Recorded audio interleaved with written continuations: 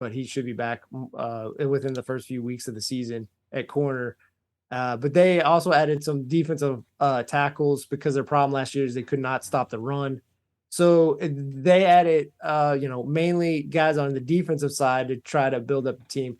Where Raiders, who did make the playoffs last year, they had Devontae Adams. Yep. And again, I'm intrigued to see Josh McDaniels. Obviously, with the Broncos, he flamed out pretty spectacularly, and then he left the Colts at the chapel a few years ago. And that's right, he did. That's right. So it's a lot of pressures on him to really perform this year. And why a guy who maybe doesn't get a third chance because of what he did to the Colts, he took a job. And again, there's some great players on this team, but he took a job in a division where you're going to have to play Patrick Mahomes twice a year. You're going to have to play Justin Herbert twice a year. And to be fair, when I think he got the job, I'm pretty sure Russell Wilson wasn't there, but Russell Wilson 2 times a year. So 6 games, buddy. Good luck with that. So I think that's the main one. And I'll go with the Chargers. I just think they're a better team. I think the Raiders will be around 500 this year. And I just think it's mainly their offensive line is a mess. And I just think their secondary or parts of their defense aren't up to snuff. So how about you, Lugs? Chargers, Raiders? Well, I mean, I think Derek Carr will have a great year this year. I mean, you got Renfro, Waller, Adams to throw to, and you got, smash mouth Dos Equis. I'm calling him Dos Equis. Max Crosby, MAXX, Dos Equis, and Chandler Jones to rush the passer. Sponsored in part by Dos Equis. So I like it. I'm picking the Raiders in this one. I am. I think the Raiders are going to surprise some folks. They really are. I'm going Chargers, but I'm expecting a big year for Devontae Adams for sure, and I'm expecting a big year, you mentioned him a little while ago, for Allen Robinson, and good for him to get a real quarterback who can throw him a real ball. All right, I'm going to go out on a limb here and say the game I'm looking forward to is Niners-Bears, and here's why. It's about Trey Lance, and it's about Matt Eberflus, and it's about Soldier Field. Did you know this? Did you know that Trey Lance has only thrown 389 passes, and that was in 1AA college football? He does need the work. He's not the guy, maybe. I think the Bears, it's a new era. I think the Bears win this one. Eberflus with Justin Fields, a good defense, a better defense. I'm going for that little upset there, and let's see what I'm most excited about. Are the Niners for real, and are they just a heartbeat away from the Super Bowl like so many claim, or is this just a bunch of malarkey, in the words of Lugs? So go Bears. Let's see what happens. Oh, I hate to step on your tomato there, brother. Gotcha. But Trey Lance, he has talent. Now, whether he can time his throws and all of that, that could be a question. But bottom line, no matter what happens right now, they've got Jimmy G. And so if Trey Lance is a flame out. Not fully healed, Jimmy G. Not fully healed, I think. I'm going with that. It doesn't matter. He's played hurt all of his life. He got stuck with a diaper pin when he was a baby, and he's never really recovered completely 100%. But he still wins between those bars. Games. Did he get his head stuck between the bars of the pop-up play pen thing? Oh, poor Jimmy. You know what? I'm not gonna. Yeah, it obviously Lugs. It's fair. You can call us homers. I'm not ruling out that the Bears can't snipe this one because I think J Boy could agree. I still don't think they're going to be above 500, but there's a lot of things in play. It's the first game of the season. Like these games, there's always like 2 or 3 teams that win that shouldn't probably win week one. Number 2, you see how disciplined this team was in the preseason on all 3 games. That's the thing. Is like I'm sure J Boy agree. It's just crazy to see how well coached this team was in 3 preseason games. They put an emphasis on turning the ball over. Like they had, like the punter they drafted, Gill has looked great. Their kicker, Santos, is very good, and they have Velus Jones probably going to be kick returning because he became healthy this week. So I think their special teams might be a difference. I think them causing turnovers from Trey Lance might be the difference because I think the Bears are going to try to play as long as the game doesn't get out of hand. They're going to go very conservative. They're going to ground and pound. They're going to give high percentage throws to Justin Fields. There's a lot of bootlegs so he can use his legs, cut off the field so he doesn't have to Lots of rollouts. Yes. Yep. So I think it's a possibility. And also, here's the other element is like we brought up with Garoppolo. You can't tell me like it doesn't stress Lance out a little bit because they definitely for most of this offseason were like, we're done with Jimmy Garoppolo. He wasn't practicing with him. All of a sudden they restructured his deal. He's back in the building.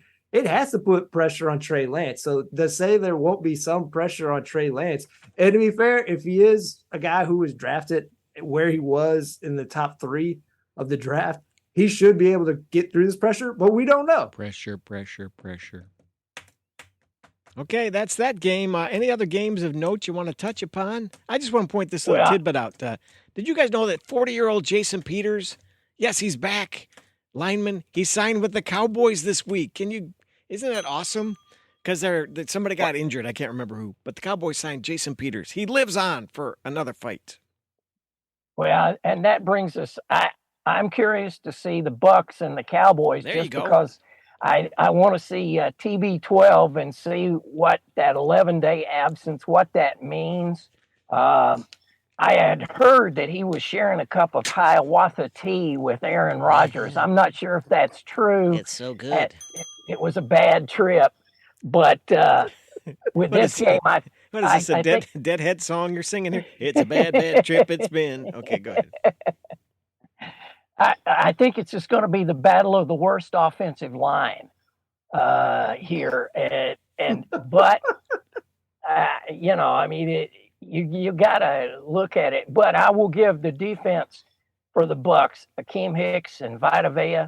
Look out, baby! But did I hear that Brady's taking snaps from a rookie center due to injury, or did I mishear that? Oh yeah, yes, that's crazy to think about to me.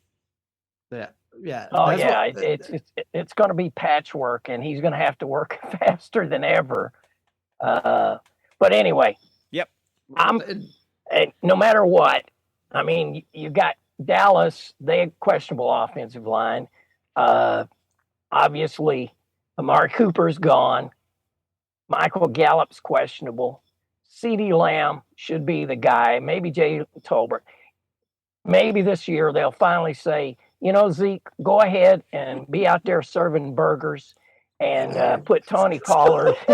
Serving burgers? What? Where did that come from, man? Serving burgers. I guess I'm holding my nose on this one, but I'm picking the Bucks. I just want to know, do you know, does he run like a food truck? Is he actually a well-known food truck enthusiast? He's a foodie. Yeah. Is that why he said he was going to be food burgers? Man. Oh, okay. That's cool. What's the name of his truck? Have you not seen on the sidelines? He's having a little bagel with cheese. He's just fueling up. Oh, he's feeling a bagel with cheese. Is that the number 3 combo? I don't think I've ever heard. Can I get a bagel with cheese? You know what? Just based on that, I'm not gonna. I think also just your analysis is good enough. Yep. If Ezekiel Elliott is eating a bagel with cheese during a game, like a regular season game, where like a lot of clout and money and prestige is on the line. If he's not going to take it serious, I got to go with the Bucks week 1. I didn't know that was a factor, so I'm going with the Bucks. I'm Bucks in that one too. Okay, what else? Any more prognostication? Go ahead. Well, here's one interesting one for you. Here's a question for y'all. Which revenge game are you most looking forward to? You have the one that everyone knows on Monday night, Russell Wilson versus the Seahawks. Yep. Then option number 2 is you have Baker Mayfield with Carolina Panthers. They play the Cleveland Browns. I love that one. And then the Baltimore Ravens play the Jets, and there's a chance that Zach Wilson is not back. And if Zach Wilson is not back, it will be Joe Flacco, Mr. Elite. Oh, man. Joe Flacco, I didn't know he still was in the league. Yeah, I got to go with the Baker Mayfield on that one. Just because, it's just the crazy. The NFL, they know what they're doing, man. I mean, you got to watch it just to see if he just goes nuts at one point. You know. I think that's the answer I want to go with. Look, I like it. I like Russell Wilson a lot. I mean, he's corny as hell. Like, I wish he wouldn't do any social media of any type. But Right. like, I think he's a great player, and also he's enough of a politician. He's, as much as it means a lot to him to beat Pete Carroll, I think he's not going to show it on the sidelines or anything. Same with Joe Flacco. Well, Joe Flacco, I don't know if he has a pulse anymore. I didn't know he's still alive, to be honest. He's. I just think he's a zombie. But Baker Mayfield, he has nothing in his body. He cannot restrain himself if they go on to win against the Cleveland Browns. Can you imagine? He will go crazy. He will go back to, you remember when he had the karate like bandana that he rocked his first year? Yep. He'll go back to that. Possibly like maybe a Shogun mask and like a katana that he shows up to the press conference in. Show me a wax on, Daniel. So I just think he's going to go crazy. And I think he wins and he'll be so fired up. Yes, it'll be awesome. He'll be like, and they'll get the commercials back for him from Progressive. He and Flo this time, his wife, she's probably not around, but Flo will be there for him. Yeah, Progressive. Well, he was in a commercial this past weekend for one of the college games. It wasn't his sole commercial; it was a whole group of guys. But was it the Heisman? Oh, the Heisman one. Yeah, he's in that playing cards, isn't he? Yeah. Yeah. So with Eddie George or somebody like that. Yeah, it's a good. It's I a mean, good one. He's one of those guys. Even though he's done dumb stuff, he's still interesting to watch, and that's all they care about is eyeballs on those screens, man. NFL. I can never truly hate him because him going on Colin Cowherd and him like trying to essentially verbally take a knife to the eye of Colin Cowherd. I can never dislike Baker Mayfield. That answers ask the question again. Who hates who most? Do I hate Joe Buck most, or Lugs, Kirk Cousins, or you, Colin Cowherd? That's kind of in that mix now, isn't it? Yeah, I didn't know you hated Colin Cowherd. I thought he was a pretty straight up guy. He's not a fan. No, I just like him going back to Sean Taylor. He made an accusation that he hung out with the wrong crowd, and that's why he got killed. Where it was just kids that broke into his house. Like they had no affiliation. So it's with real. him It's a real thing. Not. Lugs. Yeah, it's that. Yeah, I harbor resentment for no reason, but you have a real fact. Yeah, he made an accusation. I don't know if he ever walked it back. I just feel like for a guy who is is just a guy talking, and he wants to act like he's a reporter. He's not. He tried to besmirch a guy's name who died, and I don't think he ever walked it back. So that's why I hold a grudge against him. So.